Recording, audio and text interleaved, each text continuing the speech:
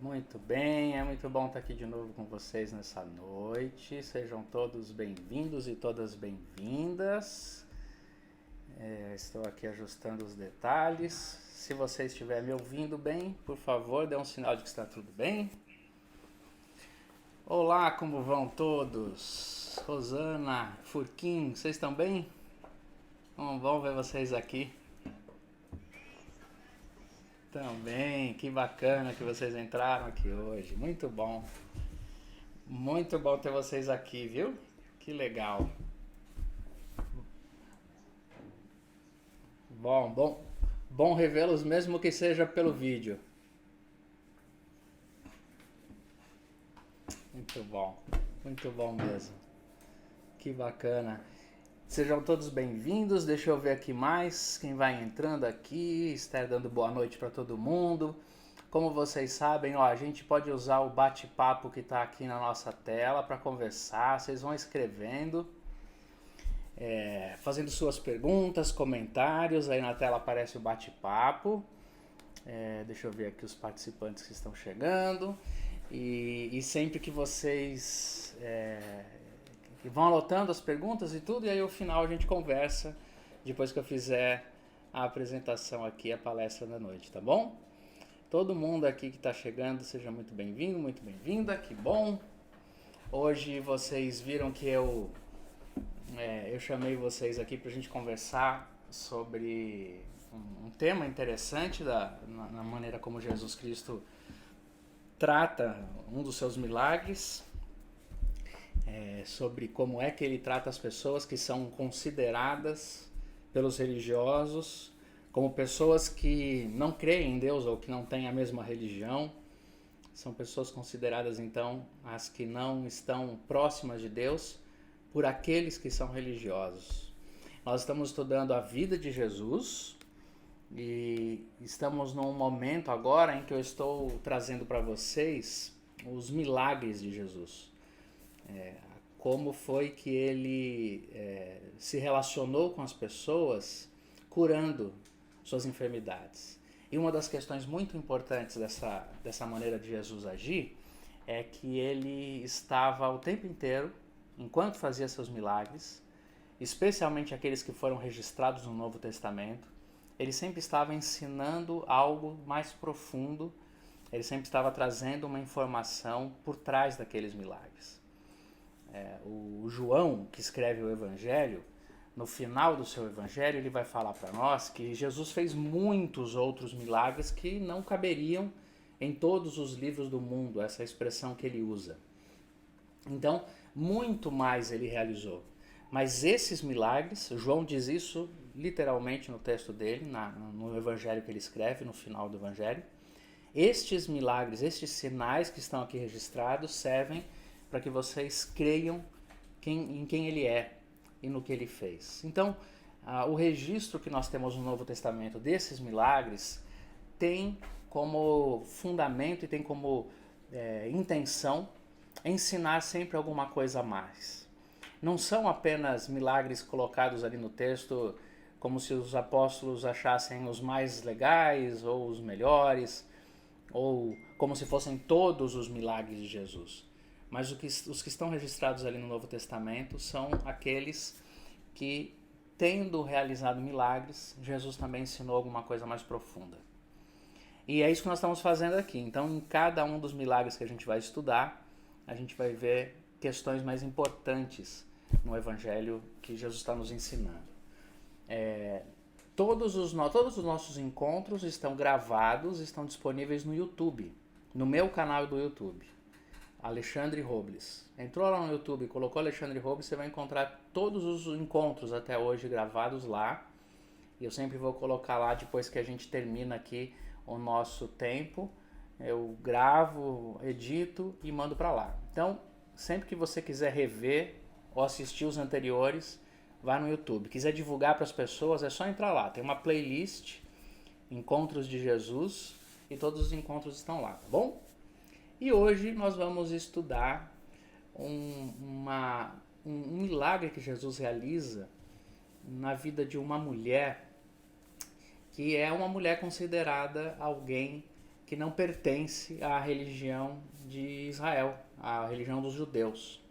E isso era muito importante para eles. Aquele povo, o povo de Israel, acreditava, os judeus da época de Jesus, assim como hoje os mais ortodoxos, os mais religiosos, os mais tradicionais, acreditavam naqueles dias que eles eram um povo especial e que Deus se revelava a eles e que tudo acontecia com eles e através deles. Que os outros povos da terra, todos, estavam distantes de Deus, sob uma espécie de maldição que somente eles poderiam reverter.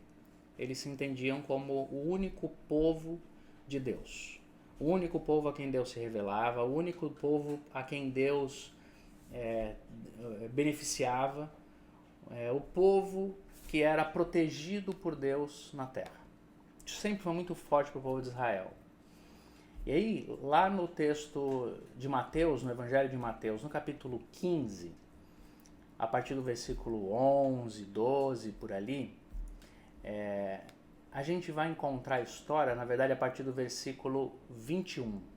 A gente vai encontrar a história de Jesus encontrando uma mulher cananeia, como outras traduções vão chamar, vão falar sobre ela, uma mulher cirofenícia, uma mulher que vivia e era natural da região de Tiro e Sidom, é o Líbano atual.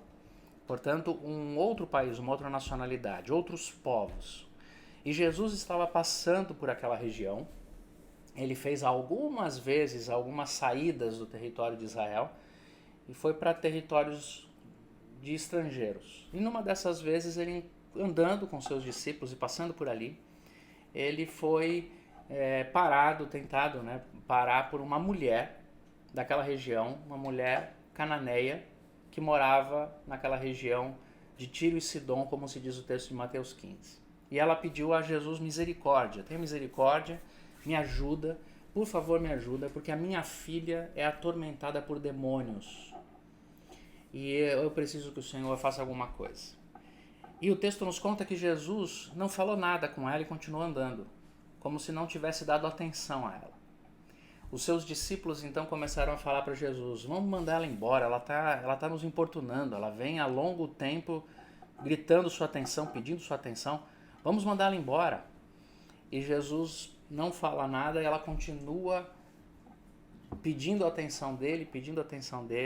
Aí Jesus então diz assim para ela: eu não vim a ninguém mais senão à casa de Israel. Eu preciso atender a casa de Israel. Essa é a resposta de Jesus. Em outras palavras, eu vim para cuidar e salvar dos israelitas, dos judeus, do meu povo.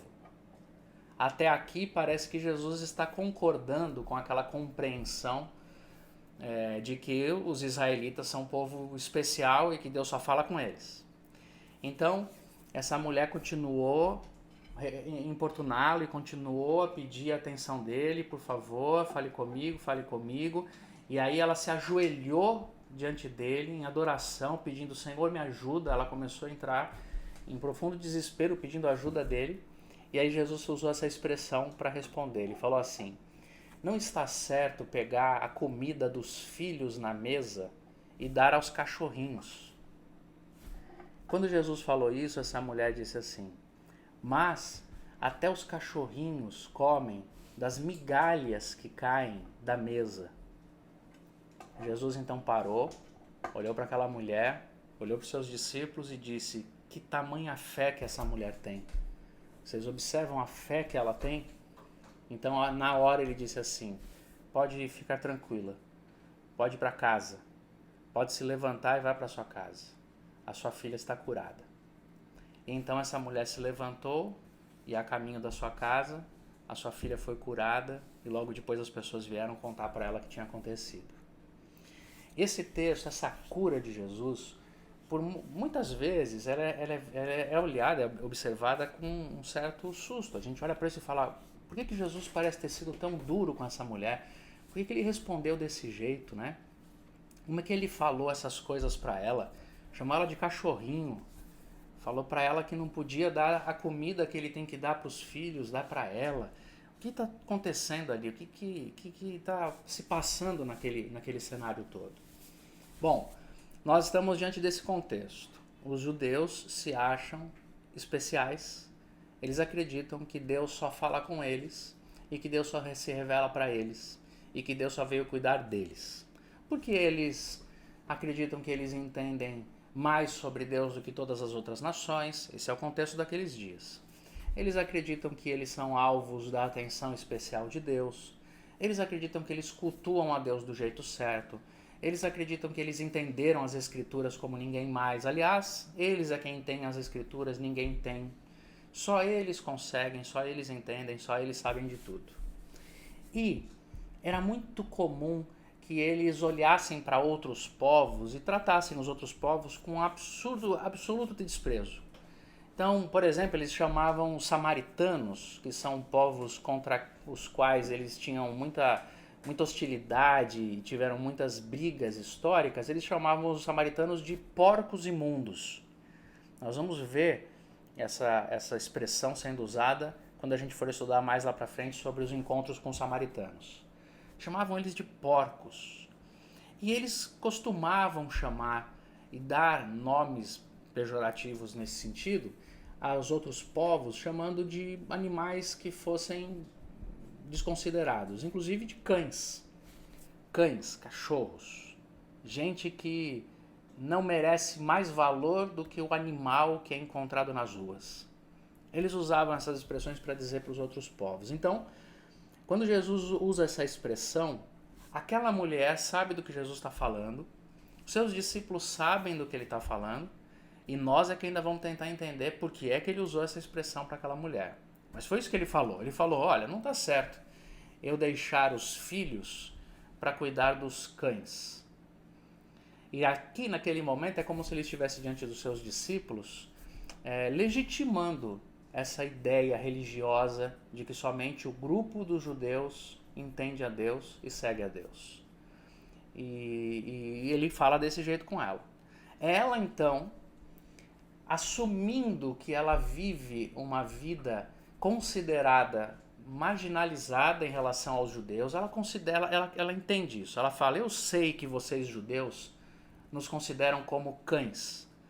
Eu sei que vocês nos desprezam. Eu sei que eu não sou aceita na religião de vocês. Eu sei que vocês não acreditam que Deus olha para mim. Eu sei disso. Eu entendo isso que você está falando. Eu me vejo assim. Essa mulher se observa a partir do olhar religioso daquele povo. E ela diz, eu sei que eu não sou bem recebida entre vocês. Eu sei que eu não mereço que o seu Deus olhe por mim. Eu sei que vocês não querem me dar atenção. Ela tem uma profunda consciência de como se dá a compreensão religiosa daquele povo. Ela tem consciência de que na cabeça daquelas pessoas o papel dela é de desprezo. Ela é uma pessoa que não vai receber nada. Ela, inclusive, tem também a impressão de que eles têm razão. De que Deus não olha para eles, para ela, para o povo dela. De que Deus não está acessível. E de uma certa maneira, quando ela descobre que existe um tal de Jesus de Nazaré, um profeta andando por aquelas ruas, por aquelas terras, e que esse profeta cura, ela então pede a misericórdia desse homem e fala, tem misericórdia de mim, por favor, me ajuda. Eu sei que eu não mereço. Eu sei que vocês não olham para mim como alguém que vê a Deus, mas eu estou desesperada e eu preciso de você. E quando ela faz isso, então Jesus Cristo começa a revelar para a gente por que é que ele estava deixando essas coisas acontecerem. E a gente entende melhor ainda quando a gente lê e observa todo o capítulo de Mateus capítulo 15, todo o texto de Mateus capítulo 15, que é quando a gente entende por que é que vai culminar naquele milagre. Porque quando ela dá essa demonstração de fé, ela diz, eu sei que vocês não me consideram, mas quem sabe Deus pode olhar por mim. Quando ela tem essa demonstração de fé, Jesus então fala, você tem uma fé muito grande. E a fé que você tem vai fazer você ser curada agora. Seja curada.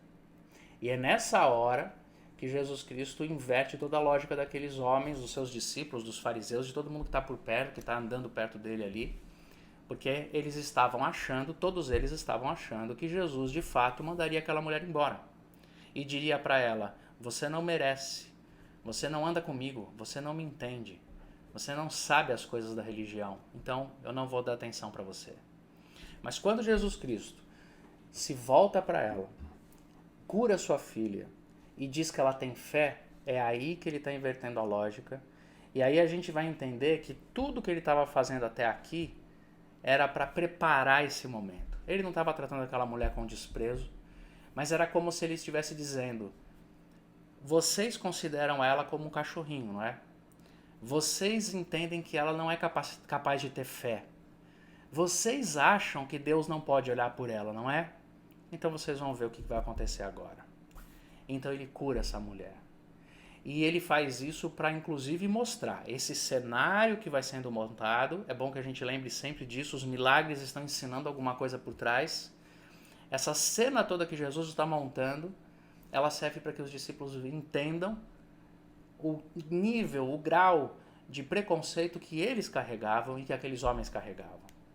E é tão importante essa cura acontecer ali, porque no texto de Mateus capítulo 15, o texto começa contando pra gente que um grupo de fariseus e mestres da lei, mais uma vez isso acontece, a gente vai ver muitas vezes isso acontecendo, os fariseus, como eu já falei pra vocês, aquele grupo ultra religioso, que se achava mais religioso do que todos os outros, todas as pessoas da nação de Israel, que achavam que cumpriam a lei de maneira perfeita e plena, e que ficavam o tempo inteiro em conflito com Jesus. Eles chegaram para Jesus e fizeram a seguinte pergunta, no começo do texto de Mateus 15, nesse cenário dessa cura que nós vimos. Eles chegam perto de Jesus e perguntam assim para Jesus: Jesus, por que os seus discípulos transgridem a tradição dos líderes religiosos? Por que eles fazem isso? Pois sabe, nós já sabemos que eles não lavam as mãos antes de comer.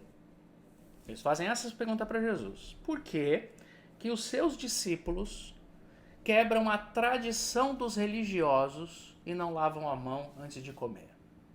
O que se acreditava, o que se entendia nas tradições dos homens, nas teologias, nos dogmas religiosos daqueles homens daqueles dias, era que havia necessidade de você fazer limpezas cerimoniais que simbolizavam uma santidade. Então, por exemplo, eles lavavam utensílios para usar nas celebrações, eles lavavam suas vestes em águas sagradas, eles faziam purificações de limpeza, rituais de purificação em água, a fim de expressar uma santidade, a fim de dizer o seguinte: essa roupa é sagrada, esses utensílios que nós vamos usar na cerimônia são sagrados, tudo aqui é sagrado e a gente lava. E de tanto entenderem a importância, acreditarem na importância cerimonial e litúrgica disso, eles começaram a dizer que todo mundo deveria lavar suas mãos de modo cerimonial. É muito importante a gente entender que não se trata de uma questão de higiene pessoal aqui. Não é disso que está se falando. Está se falando de uma cerimônia. Você deveria, antes de tomar suas refeições, numa casa de um bom judeu, usar uma bacia com água, lavar as suas mãos de modo cerimonial, para então transformar aquele momento num momento sagrado. E as pessoas que estavam nas ruas, caminhando, que não tinham acesso a essa limpeza toda, a essa purificação toda, porque a gente precisa imaginar e saber, lembrar e imaginar que naqueles dias o acesso à água era muito mais difícil do que existe nos nossos dias. As pessoas que não tinham esse acesso, as pessoas que comiam nas ruas, nas feiras, as pessoas que recebiam comida para se alimentarem quase como esmola, elas não tinham como viver essa cerimônia de limpeza das mãos. Elas eram sempre consideradas impuras, comiam como impuros. Então os fariseus chegaram para Jesus e falaram: a tradição dos líderes religiosos exige que vocês comam somente depois de se lavarem e se purificarem. Por que vocês quebram essa lei?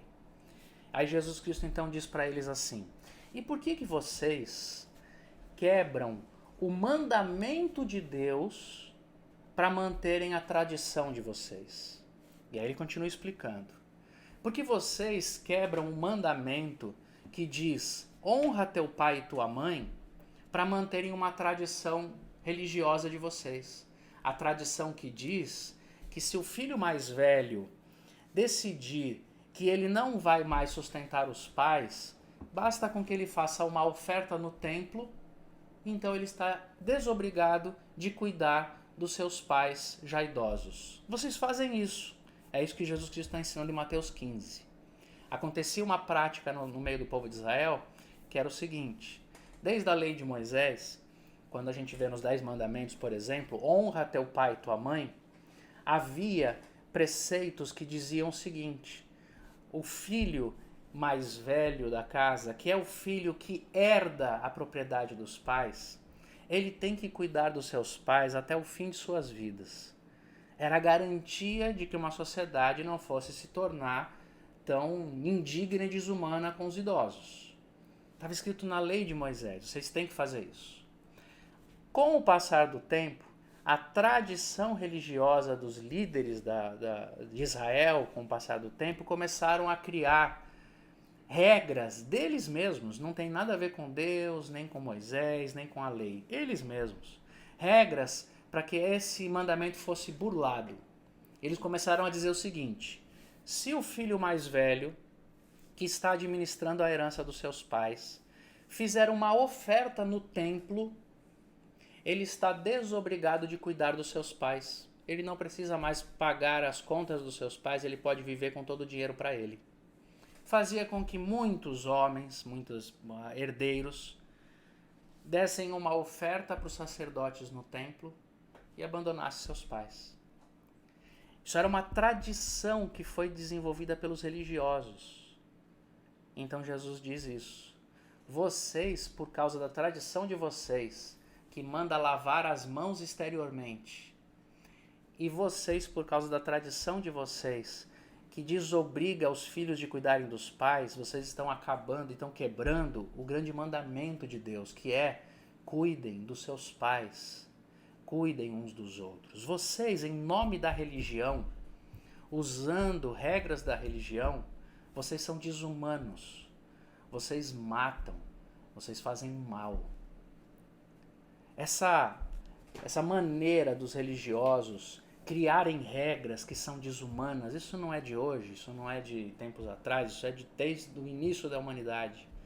E era uma constante, era uma realidade frequente na religião de Israel, nos dias de Jesus, e era usada por esses líderes religiosos de modo desumano. Então Jesus continua na sua conversa com eles e diz assim: não é a comida que entra na boca do homem, que vai para o seu aparelho digestivo e depois vai embora, não é essa comida que contamina cerimonialmente o homem. Vocês não têm que ficar tão preocupados com essas cerimônias de vocês que vocês acham que elas purificam as coisas. O que contamina o homem não é essa comida que entra. O que contamina o homem, diz Jesus lá em Mateus 15, é o que está no coração do homem. Suas maldades, suas perversidades, sua corrupção, seus adultérios, suas lascívias, tudo isso que está dentro do coração de vocês, é isso que contamina vocês, e não o que vem de fora. Vocês religiosos são muito preocupados com o exterior, com as aparências, com os rituais. Vocês são muito preocupados com aquilo que todo mundo vê. Vocês são muito preocupados com aquilo que fica para fora. Não são essas coisas que fazem de vocês santos ou impuros, mas aquilo que está no coração de vocês, que sai pela boca. Aquilo que a sua boca fala é o que está cheio no seu coração. A maldade do ser humano não está fora. Portanto, não adianta tomar banhos cerimoniais para se purificar. Não é disso que se trata. Não adianta criar cerimônias e regras que fazem vocês entrarem em um lugar sagrado com a ideia de que entrando nesse lugar sagrado vocês estão diante de Deus. Não existe isso. É tudo no coração, é só no coração. É no coração de vocês que há maldade, é no coração de vocês que há a perversidade, portanto é no coração de vocês que precisa haver conversão, mudança, salvação.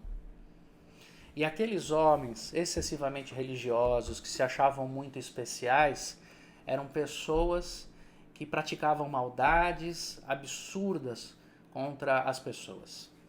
É muito interessante que eu estava assistindo um vídeo, um pequeno vídeo do que eu aguentei assistir, de uma mulher no Mato Grosso do Sul, ontem ou anteontem, que absolutamente fora da casinha, completamente louca, mas não é loucura não, se fazendo de louca, mas com pura maldade no coração. Uma mulher começa a agredir um atendente de um posto de passagens rodoviárias no Mato Grosso do Sul.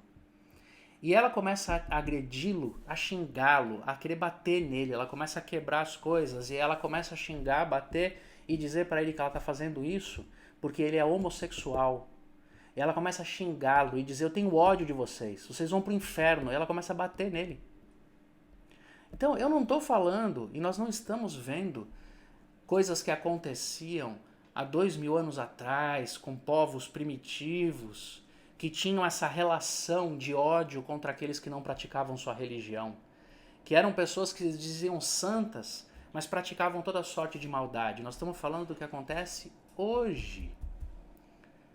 Uma mulher que tem coragem de, publicamente, enquanto está sendo gravada, eu tenho ódio de você, e começa a bater no cara. De onde vem isso? E ela diz que tem ódio como cristã. E ela diz que aquele homem vai para o inferno. De onde vem isso? Eu contei agora um caso agressivo, exagerado, que tem acontecido no nosso país mais do que a gente imaginava que poderia acontecer novamente, especialmente por esse espírito de guerra religiosa que existe no nosso país hoje, de pessoas que se acham especiais porque têm uma certa religião, porque vivem num ambiente religioso, especialmente esse cristianismo oficial que nós temos, tanto evangélico quanto católico no nosso país, que acredita que todas as outras pessoas são cachorrinhos, são pessoas que não têm o amor de Deus, que não podem encontrar a bênção de Deus. São pessoas para quem Deus não olha, porque são pessoas que estão tão distantes do modo com que eles acham que é o modo santo.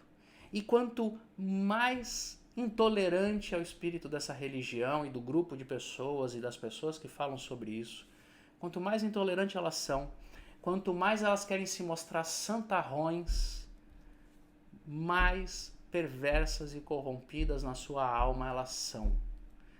Isso é uma regra da existência.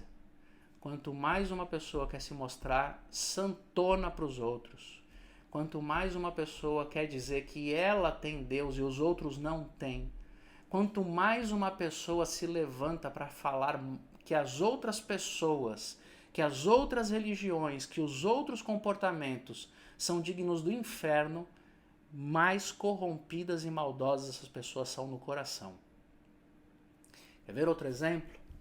Nos últimos anos, tem acontecido no Rio de Janeiro, especialmente no Rio de Janeiro, um fenômeno terrível, absurdo, maldoso, diabólico, em que lideranças religiosas que estão atuando nos morros do Rio de Janeiro, nas comunidades carentes do Rio de Janeiro, especialmente lideranças da igreja evangélica, em uma franca expansão, as igrejas estão crescendo muito, e numa relação muito próxima com facções e do crime organizado, do tráfico de drogas dentro desses morros, porque a relação é uma relação de convivência.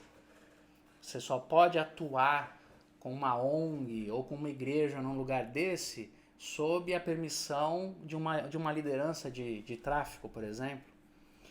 Esses homens, essas mulheres, esses líderes evangélicos, em relação, em conluio com um grupo grande de liderança de tráfico de drogas, estão expulsando dos morros os terreiros de candomblé, de umbanda, de religiões afro. Estão queimando o terreiro. Você já deve ter ouvido uma notícia dessa. Estão fazendo isso dentro dos morros, em nome de Deus, como se isso fosse uma tarefa de uma igreja cristã.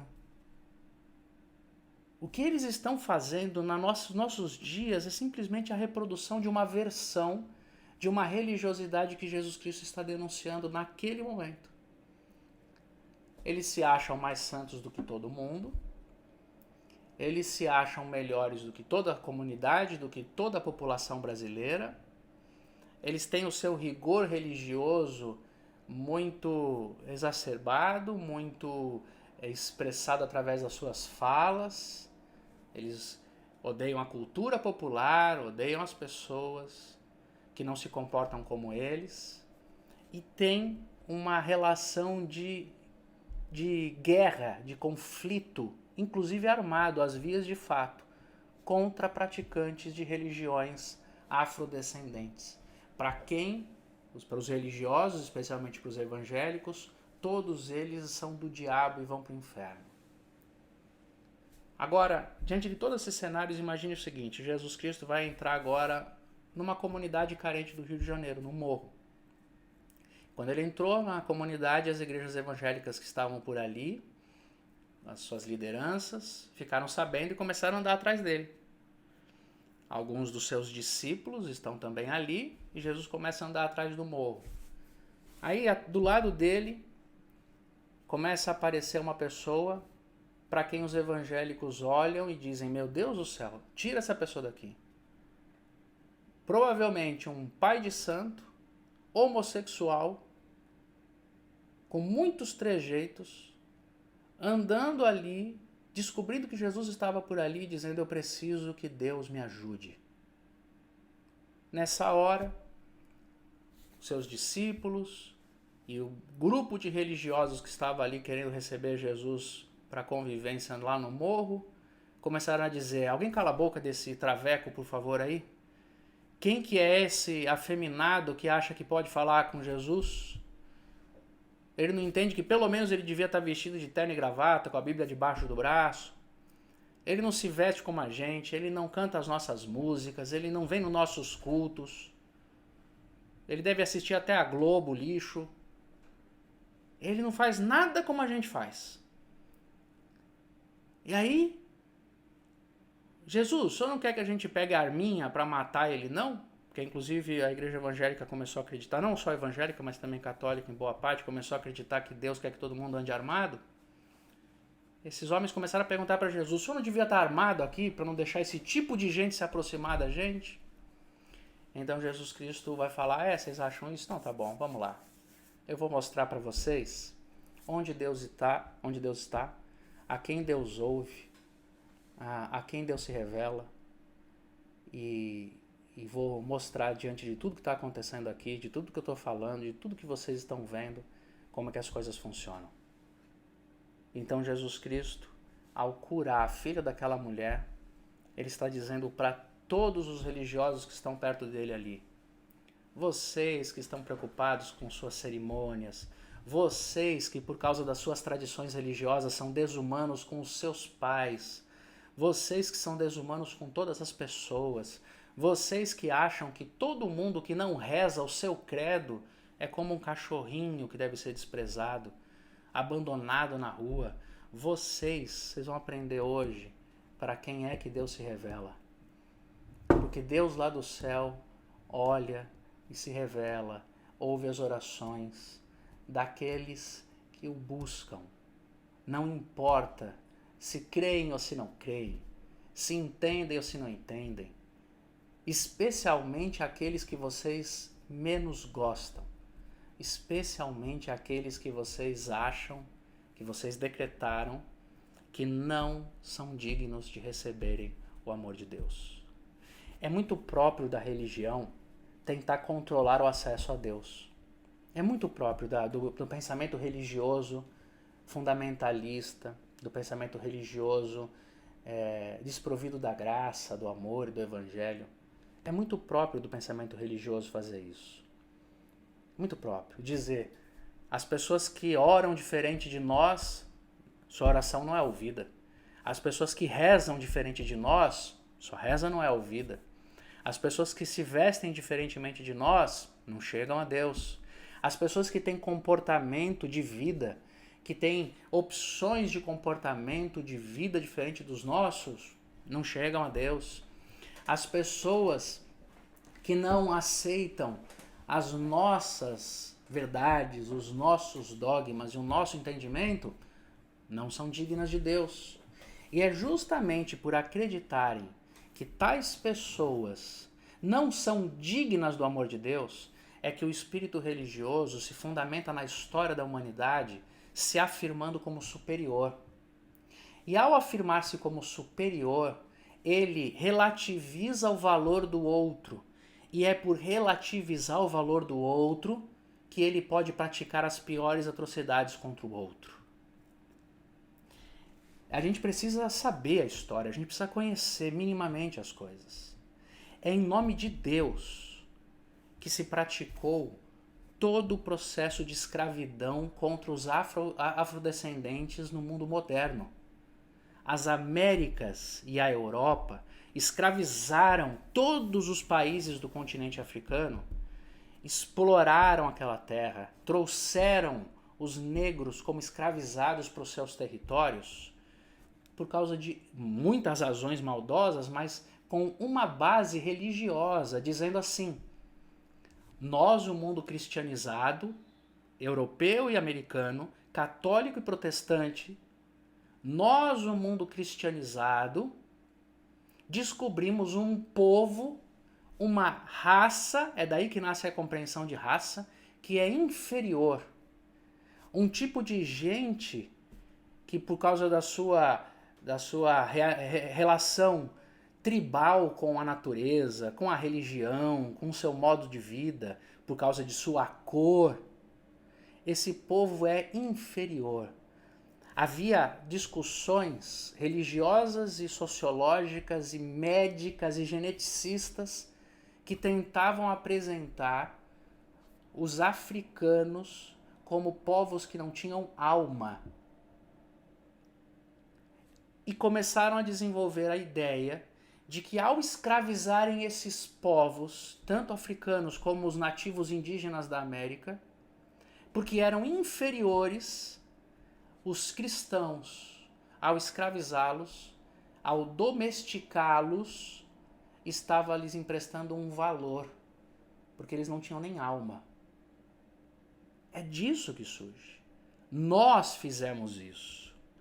O nosso cristianismo fez isso. Assim como nos dias de Jesus, ele não teve medo de dizer: nós, o nosso judaísmo fez isso. É por isso que ele vai abordar esse milagre com essa força, com esse impacto, com essa agressividade toda. O que a princípio parece ser uma palavra que agride aquela mulher, na verdade é uma denúncia. Nós tratamos essa mulher desse jeito. Nós, os cristãos, historicamente, tratamos os escravizados e os negros, e ainda tratamos na nossa nação, em nome de Deus, de maneira discreta, estrutural, como se diz hoje em dia, como a gente tem que aprender de uma vez por todas. Nós inferiorizamos os outros povos para poder descartá-los, para poder tratá-los como de segunda categoria, para poder tratá-los com indignidade. Isso feito em nome da religião. Esse milagre de Jesus, ele tem que ter um impacto no nosso olhar do ponto de vista coletivo. Nós, como país, nós, como cristianismo dos nossos dias, precisamos repensar o que está acontecendo. Nós não podemos ser a favor da segregação de raças. Nós não podemos ser a favor da discriminação dos negros. Nós não podemos ser a favor da manutenção do patriarcado que explora as mulheres. Não podemos. Nós não podemos ser a favor de um olhar que trata como menos humanos as pessoas que têm uma vida, um comportamento e uma opção sexual que não é a heteronormativa. Nós não podemos fazer isso, e muito menos em nome de Deus. Não se pode fazer uma coisa dessa. Aí, o cristianismo estruturado, oficial, mais uma vez na história está cometendo o mesmo erro que toda a religião oficial comete. Diminuir o valor dos outros, a fim de se sentindo superior, poder se posicionar, se utilizar do outro, desmerecer seu corpo, sua origem, sua história, sua cultura, sua língua, sua religião.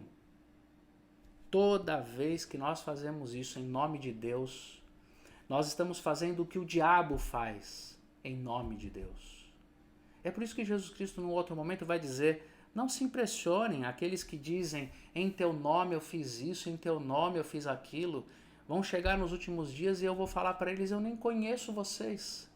Vocês fizeram em meu nome, mas vocês não fizeram o que eu faço. Vocês usaram o nome de Deus em vão. Usar o nome de Deus em vão é fazer em nome de Deus o que Deus jamais faria. Esse cristianismo que se levanta, querendo se armar, matar as pessoas, matar os bandidos, matar os pobres, tratá-los como preguiçosos, explorar a terra dos índios.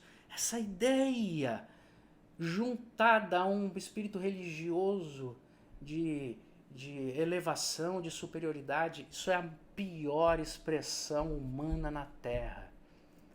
É só a gente ler a história. É em nome de Deus que se cometeram as piores atrocidades na história. Ninguém escravizou outro povo em nome do ateísmo. Os religiosos vivem dizendo assim: ai, os ateus. Os ateus são as pessoas menos perigosas da humanidade. As pessoas mais perigosas da humanidade são os religiosos. Quanto mais religioso é um ser humano, pior ele é. Em todas as camadas, em todas as religiões. Sejam evangélicos, católicos, espíritas, sejam judeus, sejam muçulmanos. Quanto mais religiosa é a casta, quanto mais religioso é o grupo, quanto mais religioso é o pensamento, quanto mais religioso é o ser, pior ele é. E Jesus está condenando exatamente isso.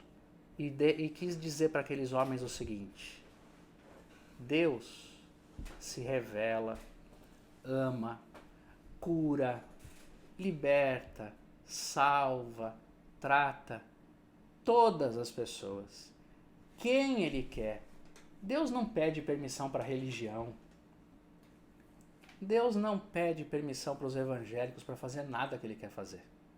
Deus nunca pediu permissão para os católicos para evangelizar o mundo. Deus não pede permissão para ninguém para Ele agir.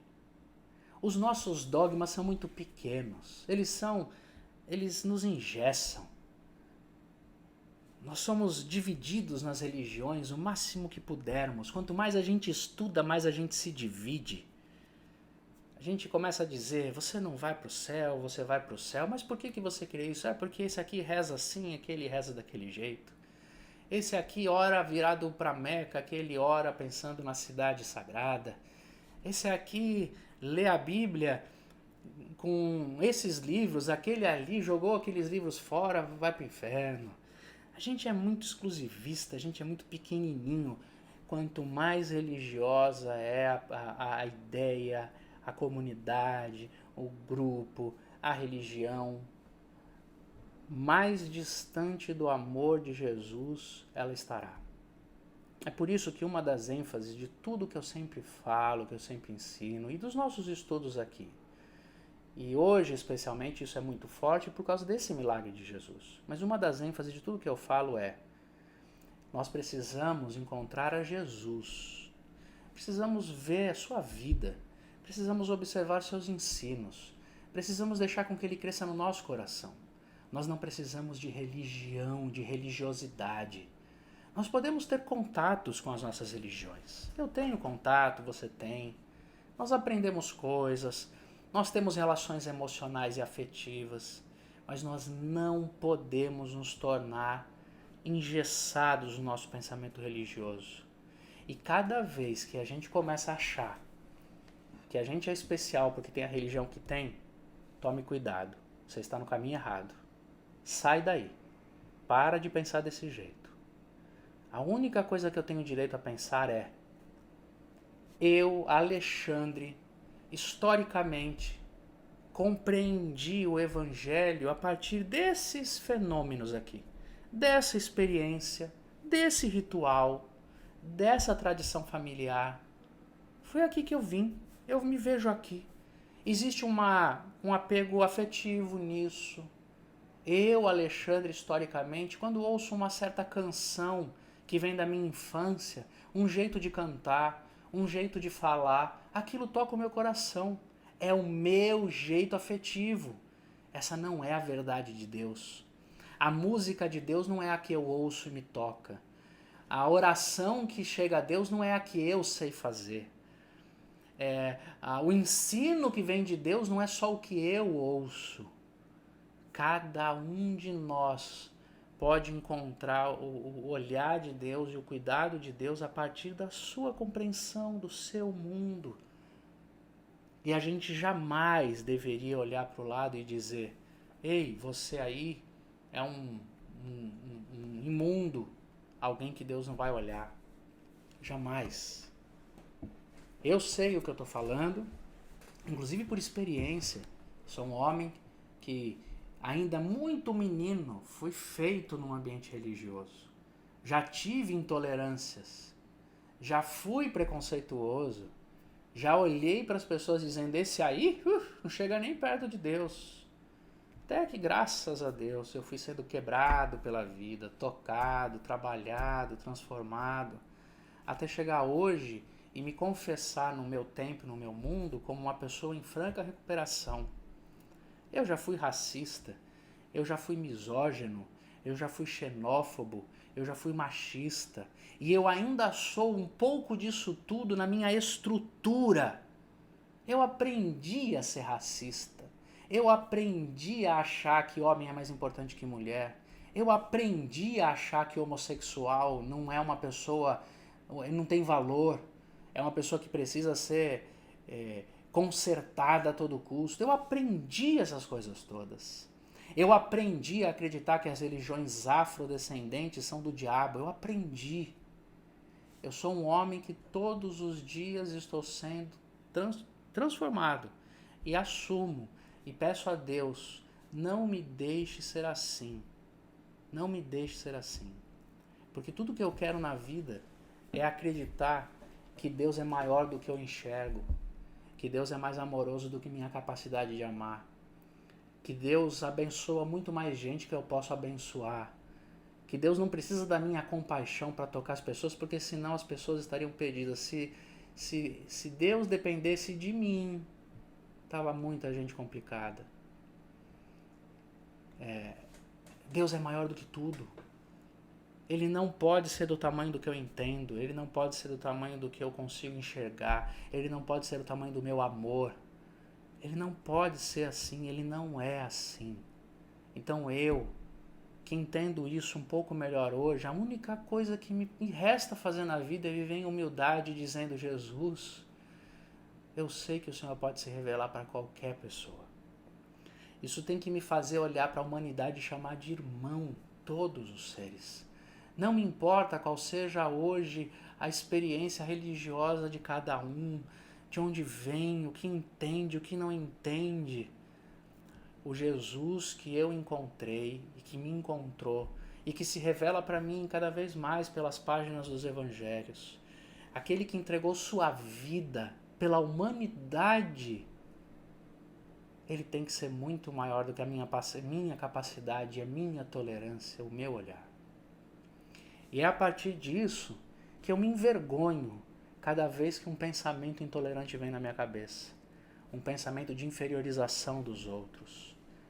E que me faz sentir vergonha da minha geração, que continua sendo racista, misógina, machista, nas suas relações, no seu jeito de olhar a vida, no seu jeito de dar importância.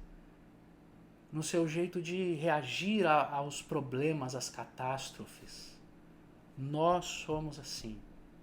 Nós todos, como nação, como grupo, a nossa religião, a nossa cultura religiosa, estamos todos hoje diante de Jesus, vendo denunciar a maneira como nós tratamos aqueles que não são religiosos. Nós estamos todos diante de Jesus agora, vendo Jesus amar, curar e abençoar pessoas que não são religiosas como nós. Algumas que inclusive dizem nem acreditam em Deus. Uma das coisas mais maravilhosas no amor de Deus é que Deus não precisa que uma pessoa acredite nele para que ele a trate com amor. Isso é problema nosso. A gente é que tenta controlar o acesso a Deus até nesse jeito. Tem uma outra história de Jesus que completa isso tudo que nós estamos falando aqui. Lucas capítulo 17. Conta a história de um dia em que Jesus Cristo, num outro ambiente de estrangeiros, lá perto da Samaria, na fronteira entre a Samaria e a Galileia. Os samaritanos eram vistos como povos imundos, são os porcos, os judeus chamavam eles de porcos. Além de estar num lugar como esse, se aproximam de Jesus 10 leprosos, uma doença absolutamente contagiosa. Um leproso, para entrar numa cidade a fim de comprar alguma coisa ou simplesmente andar pela cidade, ele tinha que entrar gritando. Ele tinha que entrar dizendo, eu sou leproso, para que as pessoas tivessem tempo de sair, de se distanciar dele. 10 homens leprosos estão perto de Jesus, se aproximam de Jesus, Jesus deixa com que eles se aproximem e cura os 10. E eles vão embora. Depois de um tempinho que Jesus Cristo está andando, um deles volta para Jesus, se ajoelha diante de Jesus e o adora. E diz, o Senhor é Deus, o Senhor é o Messias, o Senhor, eu quero segui-lo. Então ele foi curado e ele volta extremamente impactado com aquela experiência da cura e entende espiritualmente tudo o que está acontecendo.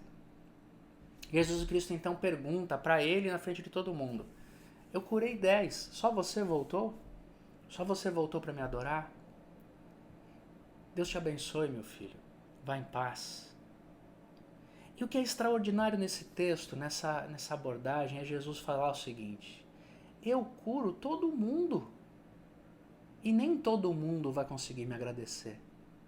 Nem todo mundo vai saber que fui eu. Nem todo mundo vai saber onde eu estou. Um deles veio, os outros 9 não vieram. Mas você não vê Jesus Cristo falando, ah é?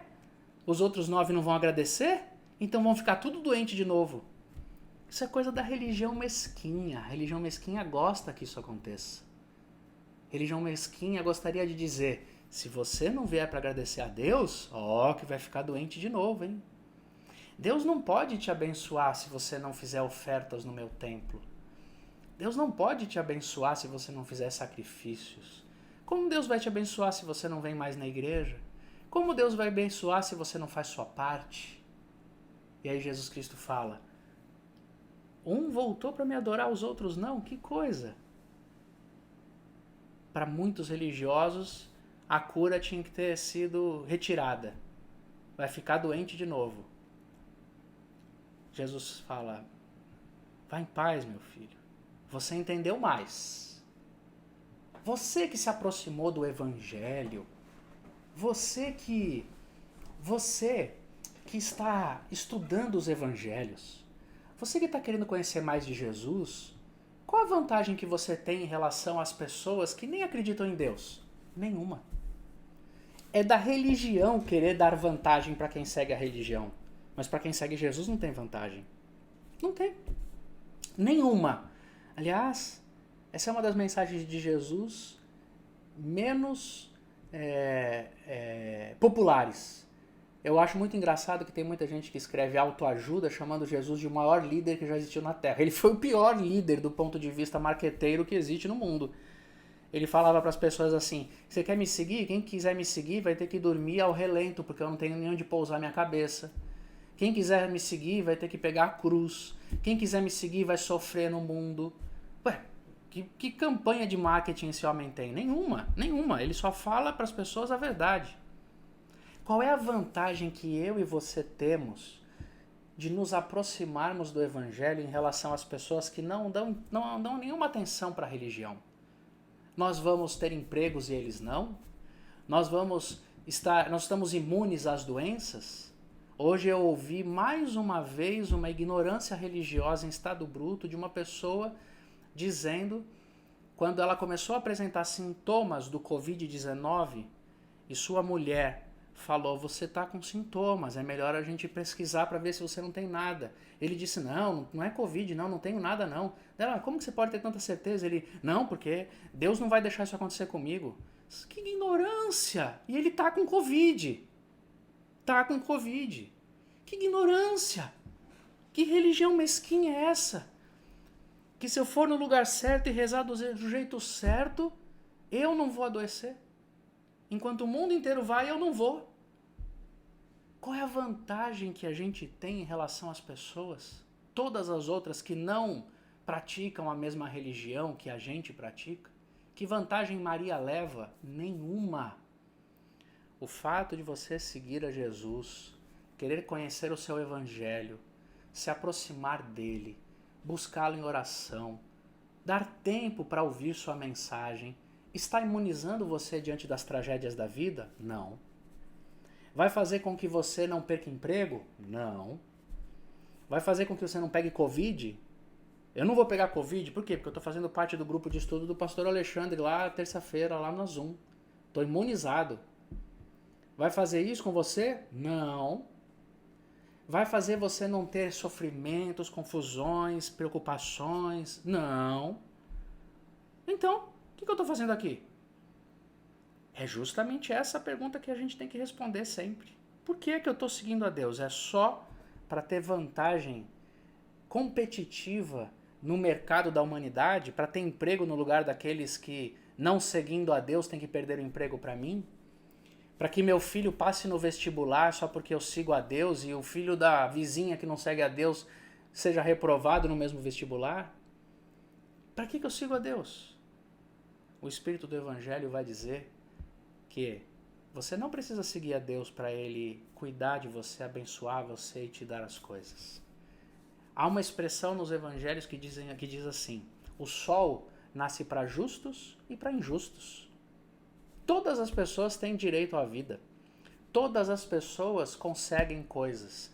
Todas as pessoas estão no mundo da aleatoriedade das situações. Ora ganha, ora perde.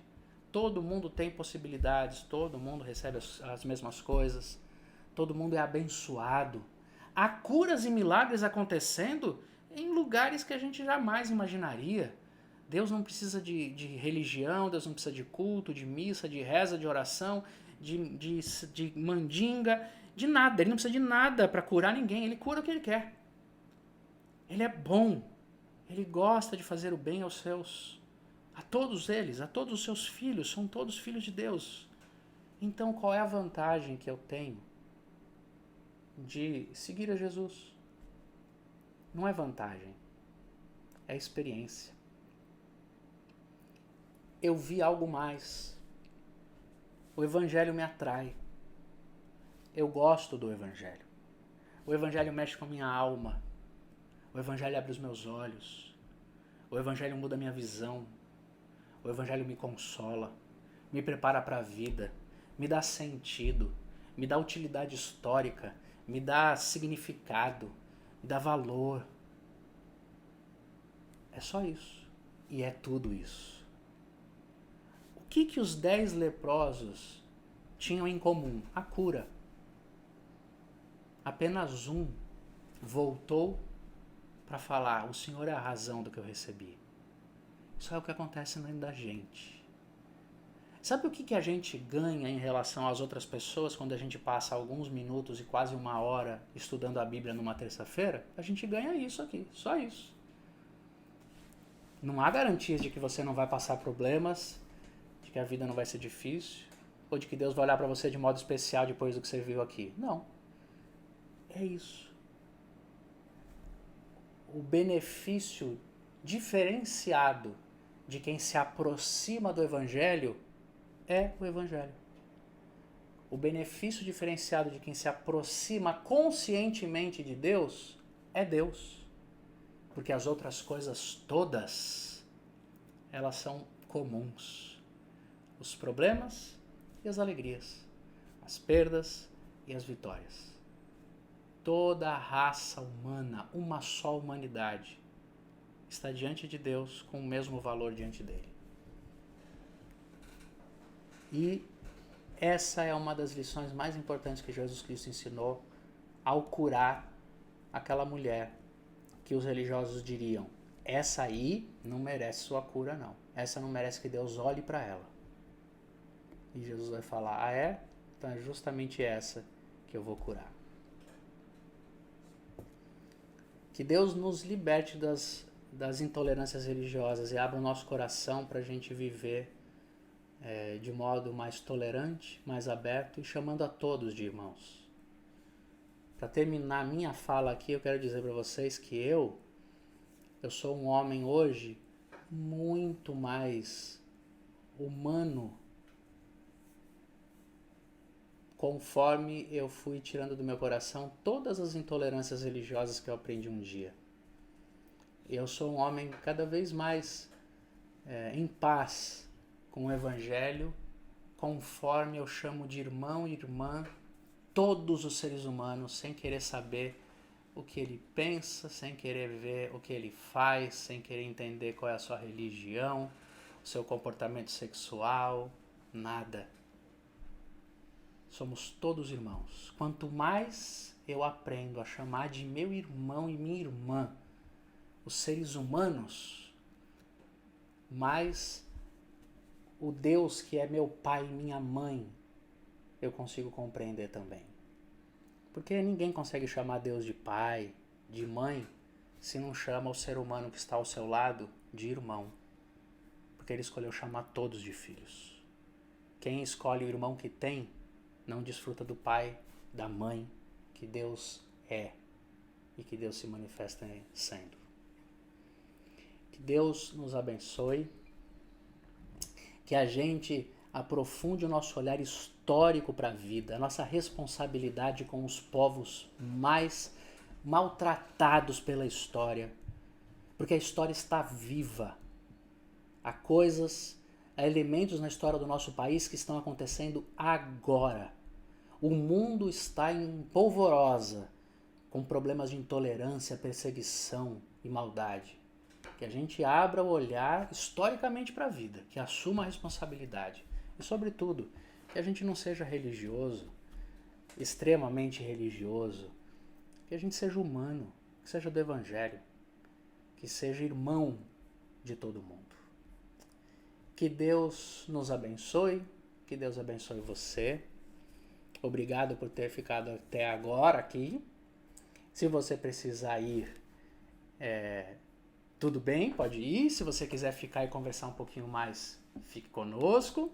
Se você quiser escrever aqui no bate-papo, escreva. Se quiser abrir a câmera e fale comigo agora, pode abrir o microfone para contar o que você pensou, qual foi uma ideia que te marcou nessa mensagem de hoje.